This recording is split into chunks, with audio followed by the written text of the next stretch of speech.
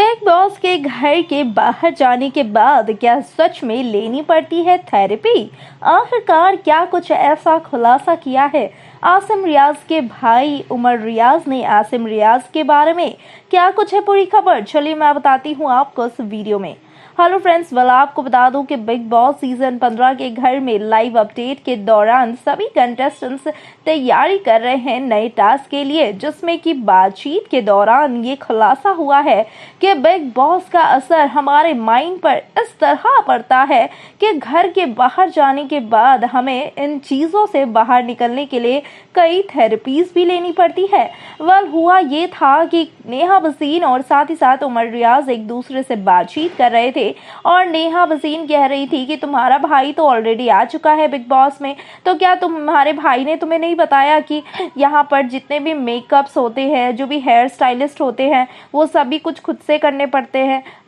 उन्होंने कहा कि आसिम से मैंने ये सवाल पूछा था कि मेरे भाई, मैं तो तेरा भाई हूँ, तुम मुझे बता दे ये सारी चीज़ें, लेकिन आसिम ने कहा कि ऐसा कुछ भी नहीं होता है। अगर हमें सिर्फ टास्क करने के लिए दे दिया जाएगा तो हम सिर्फ टास्क करेंगे और अपने बैठे रहेंगे, लेकिन हर छोटी छोटी चीज़ों के लिए इसलिए तड़पाया जाता है, तरसाया जाता है ताकि बात निकले और एक दूसरे से इन छोटी छोटी चीज़ों के बारे में झगड़े हो और साथ ही साथ सभी चीज़ें एक रियलिटी के तौर पर निकल के दिख पाए।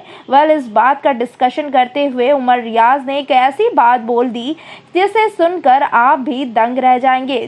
उमर रियाज ने कहा कि आसिम के दिमाग पर तो इतना असर पड़ा था कि उन्हें बिग बॉस के बाहर आकर सिद्धार्थ के झगड़े पर उन्हें थेरेपी तक लेनी पड़ी थी।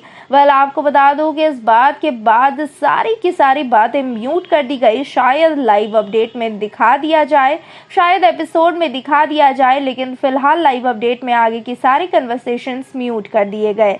लेकिन इस बात से साफ तौर पर जाहिर हो रहा है कि बिग बॉस के घर में सभी कंटेस्टेंट्स के दिमाग और दिल पर इतना असर होता है कि घर के बाहर जाने के बाद भी उन्हें कई थेरेपीज करनी पड़ती है उन सारी चीज़ों से बाहर निकलने के लिए।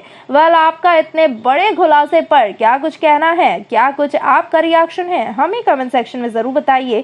साथ ही साथ एंटरटेनमेंट दुनिया की बाकी खबरों के लिए जुड़े रहिए हमारे चैनल के साथ। धन्यवाद।